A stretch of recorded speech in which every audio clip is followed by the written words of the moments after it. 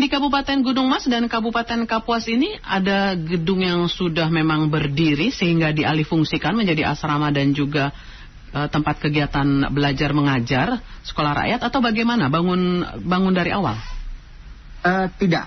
Jadi misalnya kayak di Kabupaten Gunung Mas, mereka sudah mempersiapkan sarana belajar mengajar itu sementara. Jadi di situ sudah ada ruang kelasnya, dan kemudian di situ juga ada asramanya, tetapi itu sifatnya sementara.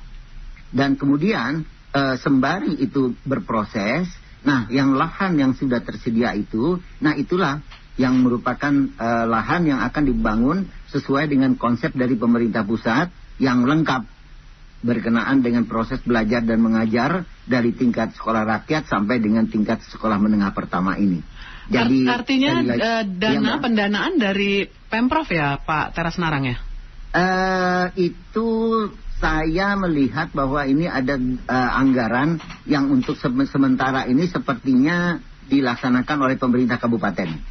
Jadi pemerintah kabupaten di dalam hal ini dengan anggaran yang ada, karena mereka mempergunakan gedung yang sudah ada, jadi mereka tidak perlu lagi membangun gedung baru, dan gedung yang ini dipergunakan karena itu sifatnya sementara. Jadi anggarannya masih masih ditanggulangi oleh pihak kabupaten. Tetapi tentu karena ini sifatnya sementara, pemerintah pusat juga harus segera untuk menindaklanjuti membangun sarana yang memang sebagaimana yang diharapkan oleh pemerintah pusat. Dalam hal ini adalah Presiden Prabowo. Ya. Mengapa dipilih di Kabupaten Gunung Mas dan Kabupaten Kapuas, dan apa memang di sana banyak dilihat dari jumlah, banyak anak-anak dari keluarga miskin dan miskin ekstrim yang menjadi sasaran dari calon siswa sekolah rakyat ini?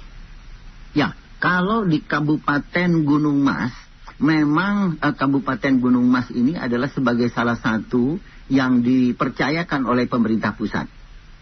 Karena apa? Karena kalau tidak salah, semoga ini betul, prioritas pertama adalah kepada 100 sekolah. 100 dulu, dan kemudian tetapi setelah saya berkunjung ke Kabupaten Gunung Mas dan kemudian saya berkunjung ke Kabupaten Kapuas, ternyata Kabupaten Kapuas pun juga punya keinginan dengan persiapan dan menyatakan siap kalau memang dipercayakan oleh pemerintah pusat di dalam rangka untuk melaksanakan apa yang memang menjadi harapan dari pemerintah pusat.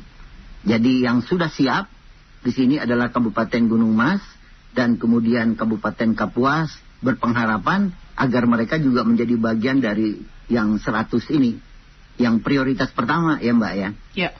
Ini artinya di tingkat SMP dan SMA yang di 2 kabupaten ini? Tidak, di tingkat sekolah dasar dan sekolah menengah pertama. Ini adalah merupakan sekolah dasar ya.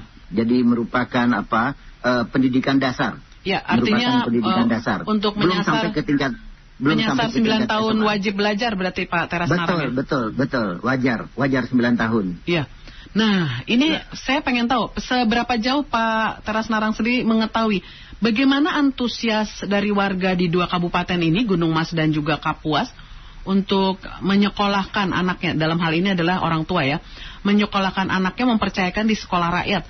Karena mengingat ini kan ada konsep asrama, apakah ada terkendala dilihat dari izin dan juga kesiapan mereka menitipkan anak yang di tingkat SD secara teknis. Ini menariknya karena ini tadi Bapak mengatakan untuk level SD dan SMP.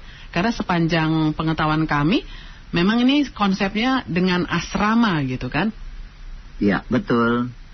Jadi kalau saya melihat kesiapan dan antusias dari pemerintah kabupaten dan kemudian juga saya mendengar pandangan dari beberapa orang-orang tua, mereka amat sangat antusias.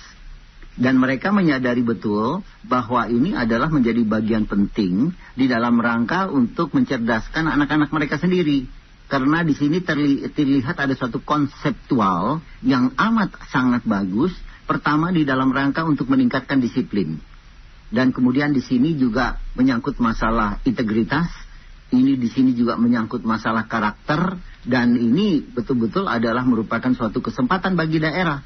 Karena selama ini Mbak, bagi daerah-daerah, terutama daerah-daerah terpencil, mereka amat sulit untuk memperoleh pendidikan dasar ini. Dan kemudian kedua, mereka juga amat sangat sulit di dalam rangka untuk mereka menerima guru-guru yang memang punya kualitas, yang betul-betul mempunyai kompetensi di dalam rangka untuk memberikan pengajaran kepada mereka. Jadi ini adalah suatu pucuk cinta di ulam tiba. Jadi harapan masyarakat ini sangat antusias. Dan mungkin ada pertanyaan-pertanyaan dari orang-orang tua. Dan tentu pertanyaan-pertanyaan orang-orang tua ini sudah harus ada ya. Dan saya bisa memahami adanya kekhawatiran itu. Tetapi tentu kekhawatiran ini akan sirna manakala nanti proses apabila anak-anaknya berada di tempat itu. Dan kemudian terlihat bahwa anak-anaknya disiplin, anak-anaknya punya integritas. Dan kemudian tentu juga punya di dalam rangka untuk meningkatkan kompetensinya. Dan kemudian juga terlihat adanya karakteristik yang luar biasa, dan ini tentu didasarkan pada pendidikan yang mereka peroleh secara rutin itu. Dan ini paling penting di dalam rangka untuk pendidikan dasar ini, Mbak.